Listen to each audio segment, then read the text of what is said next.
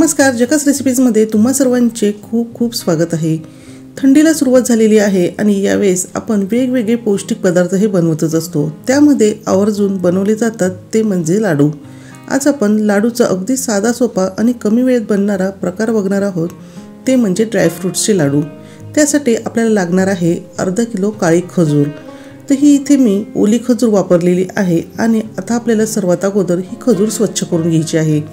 बऱ्याच जणांना खारीक खोबऱ्याचे लाडू बनवणे अवघड वाटते किंवा काही वेळेस वेळही नसतो। मग अशा वेळेस असे हे पौष्टिक लाडू कसे बनवायचे, तर त्यासाठी या अशा लाडूचा पर्याय अगदी योग्य आहे। म्हणजे जरी तुम्ही कामावर जाणार असाल किंवा तुम्हाला अजिबातच वेळ नसेल तरी सुद्धा अगदी 15 ते 20 मिनिटांमध्ये तुम्ही हे लाडू तयार करू शकतात। आता खजूर स्वच्छ करताना खजुरीचा जो पुढचा भाग आहे देठाकडचा तो आपल्याला काढायचा आहे। त्याचबरोबर खजुरीमधल्या बिया काढून घ्यायच्या आहे। आता बाजारामध्ये बिना बियांची म्हणजेच बिया नसलेली खजूरसुद्धा उपलब्ध आहे। त्या खजुरीचा सुद्धा तुम्ही इथे वापर करू शकता, त्यामुळे अजूनच वेळेची बचत होणार आहे। आता ही सर्व खजूर मी सुरुवातीला स्वच्छ करून घेणार आहे आणि त्यानंतर आता इथे मी एक कढई गॅसवर गरम करायला ठेवलेली आहे। कढई गरम झाल्यानंतर गॅसची फ्लेम आपल्याला अगदी लो करायची आहे आणि त्यामध्ये 1 वाटी एवढे किसून घेतलेले सुके खोबरे आपल्याला भाजून घ्यायचे आहे। तोपर्यंत आपण बाजूला ही तयारी करून ठेवलेली आहे, ते म्हणजे खजूर स्वच्छ केलेली आहे। त्याचबरोबर मी इथे एक कढई घेतलेली आहे, म्हणजे प्रत्येक पदार्थ आपण भाजून झाल्यावर ह्या कढईमध्ये घालणार आहोत।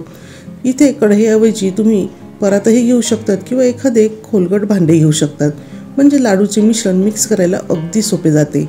आता आपल्याला ह्या खोबऱ्याचा रंग अजिबात बदलू द्यायचा नाही, पण आपल्याला हे खोबरे अगदी कुरकुरीत होईपर्यंत भाजून सुद्धा घ्यायचे आहे। त्यासाठी आपल्याला गॅसची फ्लेम ही लोच ठेवायची आहे आणि सतत हलवत राहून हे सुके खोबरे आपल्याला भाजून घ्यायचे आहे। खोबरे हे व्यवस्थित भाजून झालेले आहे, तर लगेचच मी हे खोबरे कढईमध्ये काढून घेणार आहे। आता कढई गरम आहे तोपर्यंतच बाकीचे सर्व पदार्थ आपण या कढईमध्ये लगेचच भाजणार आहोत। त्यासाठी सुरुवातीला इथे मी 2 चमचे तूप घालून घेतलेले आहे आणि यावर मी 2 चमचे भोपळ्याच्या बिया घालून घेणार आहे। त्याचबरोबर 2 चमचे यामध्ये घालून घ्यायचे आहे मगज बी। आणि आपले हे लाडू अजून पौष्टिक व्हावे यासाठी यामध्ये मी 1 चमचा खसखस सुद्धा घालून घेतलेली आहे। गॅसची फ्लेम लो ठेवून आपल्याला हे जे बिया आहेत त्या अगदी कुरकुरीत होईपर्यंत भाजून घ्यायचे आहे। भोपळ्याच्या बिया भाजल्यावर त्या हलक्याशा फुलल्या जातात, त्याचबरोबर मगज बी भाजल्यावर त्या छान असे तडतडायला लागते। असे होऊ लागले की समजावे आपल्या ह्या बिया अगदी व्यवस्थित कुरकुरीत अशा भाजल्या गेलेल्या आहेत। आता ह्या बिया भाजलेल्या आहेत तर त्या मी बाजूला काढून घेणार आहे आणि त्याच कढईत 2 चमचे तूप मी घालून घेणार आहे। इथे आपल्याला हे लाडू करताना खूप जास्त तुपाचा वापर सुद्धा करायची आवश्यकता नाही। त्यामध्येच आता मी अर्धी वाटी एवढे बदाम घातलेले आहे आणि अर्धी वाटी काजू घातलेले आहे। त्याचबरोबर पाव वाटी मी इथे अक्रोड घातलेले आहे। हे सर्व जे ड्रायफ्रुट्स आहेत ते मी छान असे बारीक कट करून घेतलेले आहे। हे सुद्धा आपल्याला एकसारखे हलवत राहून गॅसची फ्लेम लो ठेवून खमंग आणि कुरकुरीत होईपर्यंत भाजून घ्यायचे आहे। इथे तुम्ही काजूचे आणि बदामाचे वजनी प्रमाण म्हणाल तर इथे मी साधारणतः 40 ग्रॅम एवढे काजू आणि बदाम घेतलेले आहे आणि 25 ग्रॅम एवढे अक्रोड घेतलेले आहे। आता इथे तुम्ही हे ड्रायफ्रुट्स जे आहे तर त्यामध्ये अजून तुमच्या आवडीनुसार ड्रायफ्रुट्स ॲड करू शकता, जसे की यामध्ये तुम्ही मनुके, पिस्ता वगैरेचा सुद्धा वापर करू शकता। ते माझ्याकडे आत्ता उपलब्ध नव्हते म्हणून मी इथे घातलेले नाही। आता हे ड्रायफ्रुट्ससुद्धा भाजून झालेले आहे तर तेही बाजूला काढून घेऊया आणि कढईमध्ये पुन्हा आता 2 चमचे एवढे तूप घालून घेतलेले आहे आणि आता आपल्याला या तुपावर जे बिया काढून घेतलेली खजूर आहे तर ती भाजून घ्यायची आहे। आता आपल्याला खजूर भाजायला थोडासा जास्त वेळ लागणार आहे, पण आपल्याला इथे पेशन्स ठेवायचे आहे। आता मी ही जी खजूर आहे तर ती मिक्सरमधून अजिबात दळून घेतलेली नाही, तर अशीच मी इथे तुपावरच परतून घेणार आहे आणि परतवत असताना हलक्या हाताने इथे चमचेने ही खजूर अशा पद्धतीने स्मॅशही करत राहणार आहे। त्यामुळे आपल्याला ही खजूर पुन्हा मिक्सरमधून दळून काढण्याची अजिबात आवश्यकता नाही, कारण की मिक्सरमधून जर आपण ही खजूर दळली तर ती बऱ्याच प्रमाणात चिकट होते आणि अशा पद्धतीने जर आपण ही खजूर तुपावर भाजत असताना जर ती स्मॅश केली तर ती जास्त प्रमाणात चिकट होत नाही। खजूर भाजल्यानंतर अशा पद्धतीने ह्या खजुरीचा छान असा गोळा तयार झालेला आहे आणि तो कढईपासून पूर्णपणे वेगळा झालेला आहे, तुम्ही इथे बघू शकतात।